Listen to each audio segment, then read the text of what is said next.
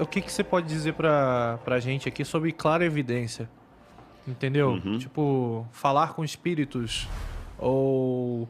A gente vê muito... Assim, quando eu ia em igreja, a gente via muito com o Espírito Santo. O Espírito Santo, através de nós, se comunica com o ser humano. Correto. E... Já vi bastante golpe nisso aí também. Golpe Não, nisso tem, é o tem. que mais tem também. Os caras falam as Tem. verdades genéricas, que é o que provavelmente vai caber pra alguém. Isso. E usa todo o emocional da situação que é construída ali pra... É o famoso sei lá. charlatão. Não, e tem. Eu até citei, eu não sei se foi aqui no Flow, foi no outro podcast que eu fui, eu até citei o Neuromágico, que, se eu não me engano, ele é ateu. Ele tem um dia falou, pô, o Rodrigo me citou no Neuro... Eu citei, porque realmente ele mostra... Ele é especialista em mágica. Não é magia, não. Mágica, truques, né? E ele mostra como é que muitas vezes o camarada usa um truque. Um truque e... Olha, o Espírito Santo está mostrando aqui, é um truque. Pastor metralhadora, jogo. pô. É Que uma a gente tava falando lá no do... último podcast, não foi?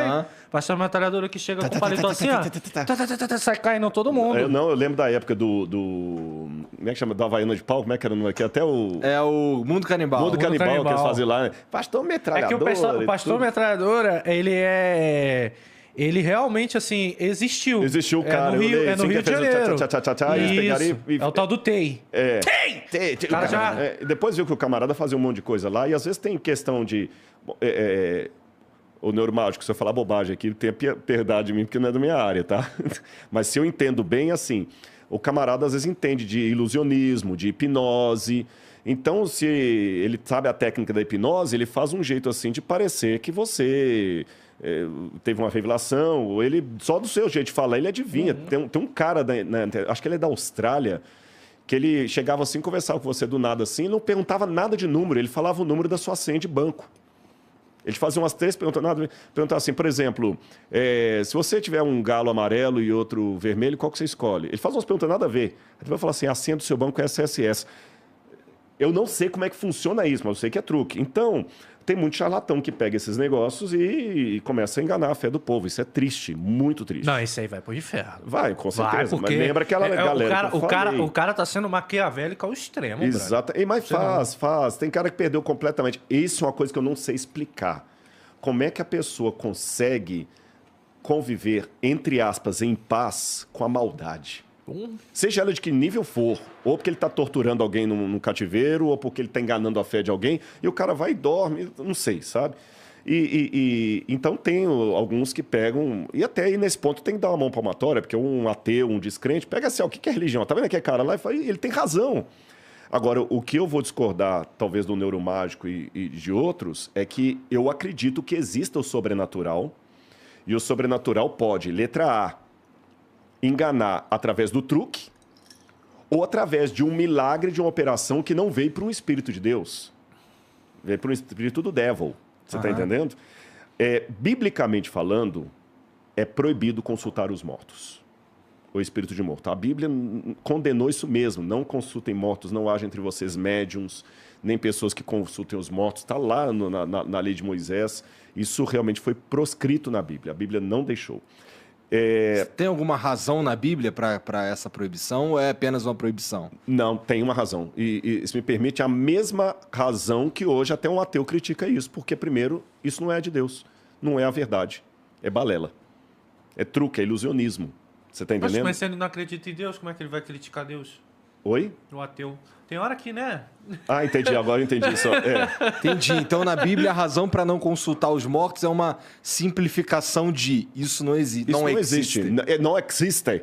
Né? Então, quer dizer, não perde tempo com isso. A Bíblia, longe de ser um livro obscuro, ela quer tirar do obscurantismo. É que às vezes as pessoas não entendem dentro do contexto. Vou dar um exemplo rápido. Deus falou para os hebreus assim, quando a mulher estiver menstruada, ela está impura, não toque nela, tire-a do arraial e ela só pode voltar a dormir com o marido depois de tantos dias de purificada. Olhando hoje com um erro de anacronismo, eu falo assim, tá vendo? Ela olha, pejorando a mulher. Não, gente. Lembra que eu falei do lance do banho?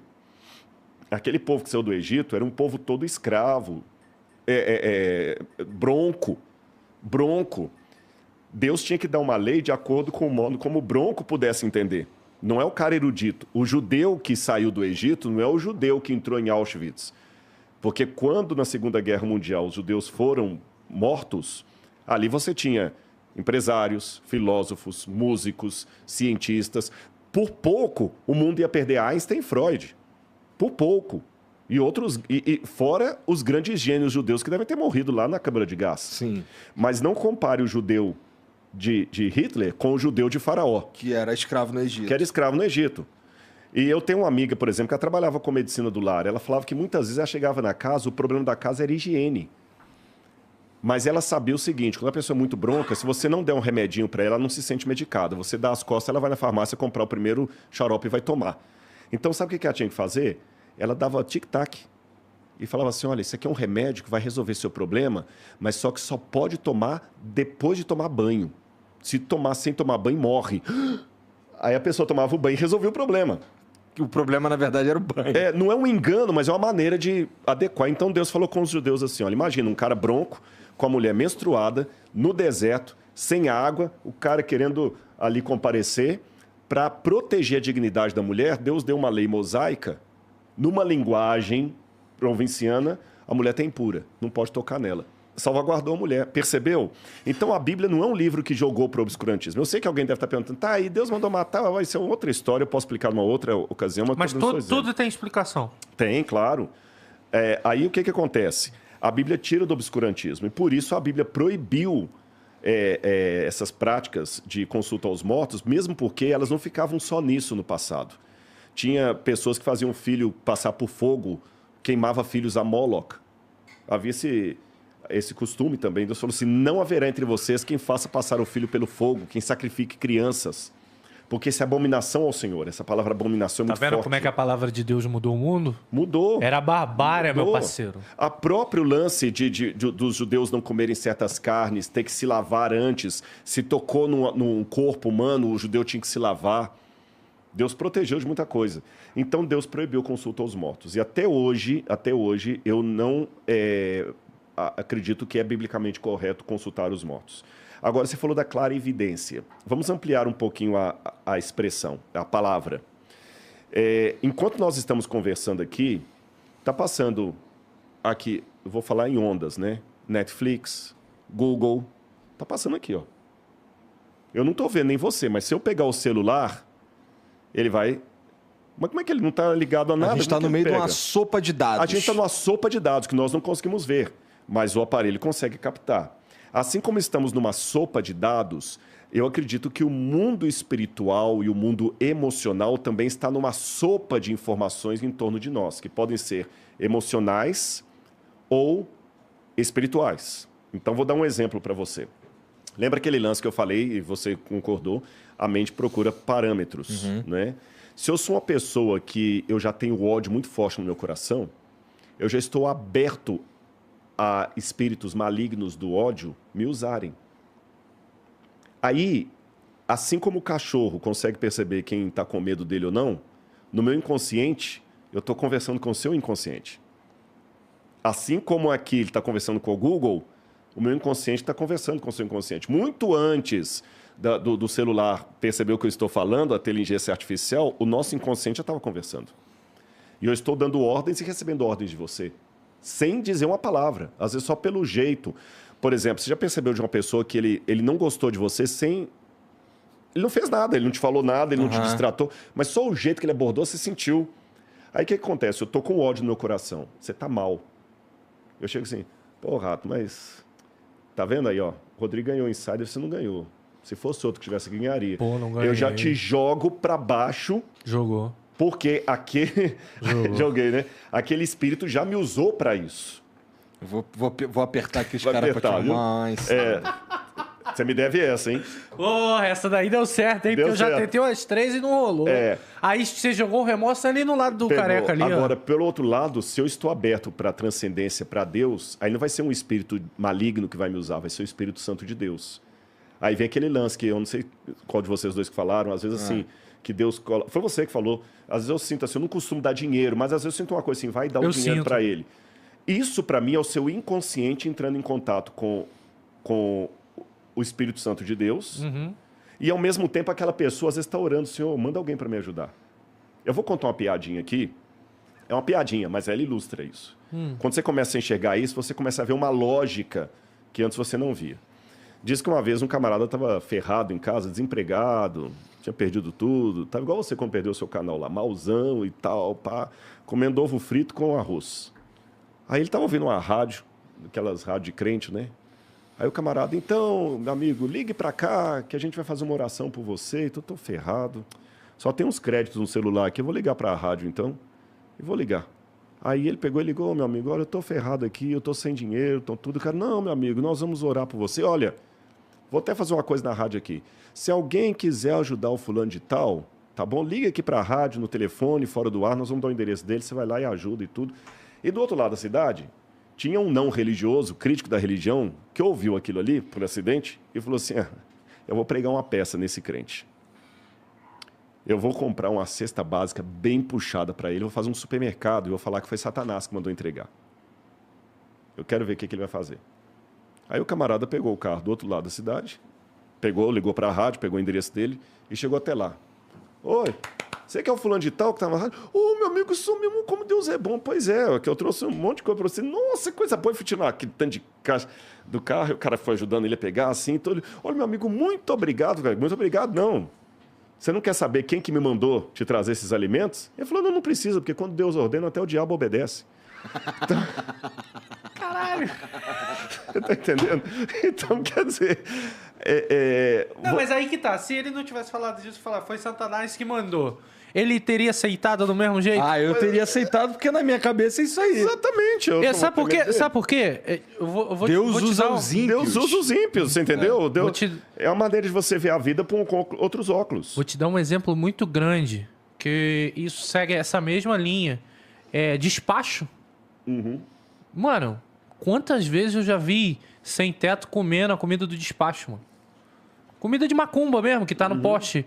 E eu já tive esse pensamento. Eu falo, mano, tipo, se tá ali foi porque alguém enviou aquilo ali pra ele comer. Entendeu? Agora, por outro lado, se você colocasse... E muita gente fala que não, macumba é coisa do inferno. Se você acreditar, aquilo ali vai te fazer mal mesmo. Se você acreditar... Vai, claro. A assombração sabe pra quem aparece, diz o ditado, né? Eu já peguei R$50 de despacho.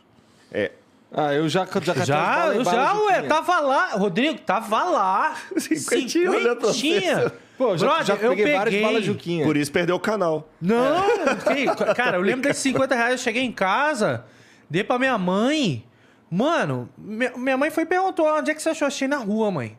Aonde? Eu falei, na rua. Você não mentiu. Cara, minha mãe no outro dia fez compra, fez um monte de coisa, velho, lá pra casa. Eu peguei os R$50, tava lá dando sopa, cara. Entendeu? Claro que, depois eu pedi um dinheiro pro Flipper. Agora, é interessante Mas também, era 25 centavos. Olha uma polêmica que teve na época do Novo Testamento. Porque a Bíblia fala para não comer carnes sacrificadas a ídolos. Eu vou explicar a razão. Na época isso é mais uma coisa que a gente vê na época do Novo Testamento, embora parece que no livro de Daniel tem alguma referência a isso, quando Daniel recusa comer a comida de Nabucodonosor. Porque a comida era oferecida ao ídolo. E naquela cultura, quando você participava daquilo, é como se você tivesse um banquete com o ídolo. E se o ídolo não existe, que a gente tem que analisar a coisa dentro do contexto também. Se o ídolo não existe, eu estou comendo junto com ele, eu estou, de certa forma, agindo como se ele existisse. Está sendo uma incoerência. Então não pode comer carne sacrificada a ídolo. Só que acontecia na cidade de Corinto, que tinha uma igreja cristã lá, que Paulo fundou, o apóstolo Paulo, e tinha um festival de Dioniso lá. Eu sou guia também quando vou para a Grécia, o pessoal, conto toda essa história em Corinto, no achado arqueológico lá, abrindo a Bíblia, explicando a carta de Paulo aos Coríntios. Aí, quando sobrava muita comida no templo de Dioniso, o pessoal vendia no açougue da cidade, que é pertinho ali, você vê os restos do açougue e tudo mais lá do templo. Aí os cristãos ficavam naquela, a gente pode comer aquela carne ou não pode, porque ela foi sacrificada a ídolo e tudo. Aí Paulo falou, gente, compra e come sem perguntar a procedência. Você entendeu? Come. Quem come para Deus come. Quem não come para Deus não come. Mas deu, na época, um BO lá com Paulo. Porque, não pode comer carne sacrificada aí. Daí Paulo pensou bem e falou assim, olha, para mim não tem problema nenhum comer se a carne... Porque, olha o raciocínio de Paulo.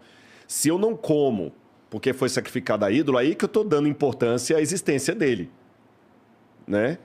Agora, por outro lado, já que está trazendo tanto escândalo, tanta confusão, e a palavra escandalos, em grego, significa pedra de tropeço. É quando você fazia a pavimentação de uma estrada romana e uma pedra ficava um pouquinho falsa, aí você podia tropeçar ali, cair, machucar a perna, então ele chamava essa pedra de escandalos, em grego. Aí Paulo falou o seguinte, eu não quero servir de escandalos, de pedra de tropeço para alguém, então eu vou fazer o seguinte, eu não vou comer para evitar o escândalo. Então, às vezes tem esse lance também na religião, que a gente tem que tomar o cuidado, a sensibilidade, que tem coisa que pode, numa cultura ser de um jeito, numa cultura ser outra. Esses dias eu estava fazendo uma live com a Karina Bach, muito querida, um grande abraço para ela aí, e ela me perguntou essa questão de usos e costumes, aí eu contei a história de um missionário adventista que ele já morreu, e ele trabalhou muito tempo numa etnia da África, eu não me lembro qual agora, que lá, olha bem, as mulheres de bem, que são as mamas, elas têm o peito por lá de fora. Quando a menina é nova, solteira, ela tem que cobrir o peito. E se a mulher trai o marido, é desgraçada por qualquer coisa, ela perde o direito de ter as mamas à amostra. Porque na cultura deles, a mulher com os peitos caídos, tal, quer dizer que ela amamentou muita gente, tudo e tal. Só que ele e a esposa dele ficavam sem graça. Eles não eram obrigados a seguir isso porque eram brasileiros. Mas chegavam na igreja para pregar, aquele monte de mulher de peito de fora, assim, um negócio esquisito. Aí ele ficou... Hoje ele não faria isso, porque hoje a gente prepara os missionários para aculturar, né? Uhum. Aí ele pegou e teve uma ideia brilhante, só que não, hashtag só que não. Com a mulher dele, olha, nós vamos dar ele tinha um coral na igreja no sábado, nós vamos dar para vocês a camiseta do coral. Ó, se tivesse lá Insider, ia dar muita camiseta, né? Olha, irmãs, vocês vão ter a camiseta do coral. Ai, que bom, obrigado. Compraram uma para cada uma. Aí, que era uma maneira de elas cobrirem. Qual foi a surpresa dele no sábado seguinte, quando chegou na igreja? As irmãs cortaram aqui os buraquinhos, botaram os peitos para fora e ficaram usando. Chegou lá tudo com os peitos cortados aqui, né? Então, quer dizer, tem coisa que varia de cultura para cultura e você tem que ter a sensibilidade de separar o que é princípio, que o princípio é inegociável. O princípio, para mim, é inegociável. O princípio tem que estar acima da cultura. Mas a aplicação do princípio pode variar de lugar para lugar. Se eu entro numa igreja católica, por respeito, eu tiro o chapéu. Mas se eu entro numa sinagoga, por respeito, eu coloco o chapéu. O princípio do respeito é o mesmo. Mas a forma de aplicá-lo variou de lugar para lugar. Uhum.